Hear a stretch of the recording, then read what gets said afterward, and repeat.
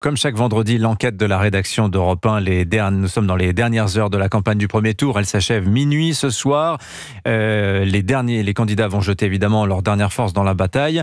Alors après un peu plus de 48 heures de ce scrutin crucial, nous faisons le point ce matin avec Jacques Serret du service politique d'Europe 1. Bonjour Jacques. Bonjour Dimitri, bonjour à tous. Le point sur les enjeux. Alors on commence par le bloc de la gauche.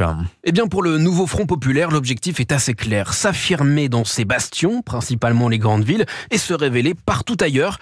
Donnée en deuxième position dans les sondages, l'Alliance des gauches doit démontrer qu'elle n'est pas distancée par le Rassemblement national et surtout qu'elle est parvenue à créer l'écart avec le camp présidentiel. Le soir de la dissolution, devant ses ministres, Emmanuel Macron assurait que jamais la gauche ne parviendrait à s'unir. Désormais, pour les socialistes, les insoumis, les écologistes et les communistes, l'objectif est de démontrer que leurs divisions d'hier n'ont que peu d'importance aux yeux de leur électorat.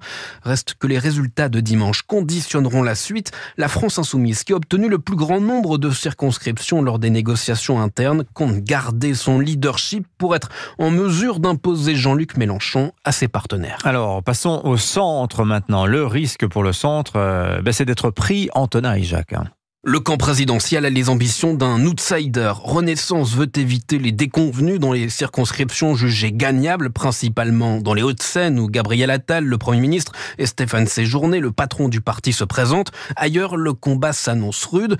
Pour beaucoup, à ce stade, la victoire finale est encore loin. Il s'agit donc d'accrocher une place au second tour et surtout de ne pas être en position de faiblesse, notamment pour les triangulaires. Le camp présidentiel qui s'apprête à faire du cas par cas en circonscription pour faire barrage au RN ne veut pas être contraint au retrait, d'autant plus s'il s'agit de laisser le champ libre à des insoumis, ce que n'écarte pas l'aile gauche de la Macronie.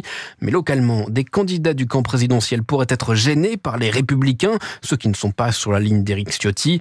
Les électeurs captés par Emmanuel Macron en 2017 pourraient retrouver leur famille d'origine. Enfin, le parti favori de ce scrutin, le Rassemblement national, Jacques. Pour le RN, il s'agit de marquer les esprits dès dimanche soir avec des députés élus au premier tour, démontrer que les résultats des européennes n'étaient pas une anomalie, que les électeurs assument leur vote une nouvelle fois. Du côté du RN, le score des députés sortants sera scruté avec attention. Enfin, Jordan Bardella l'a dit, il n'acceptera Matignon que s'il a la majorité absolue.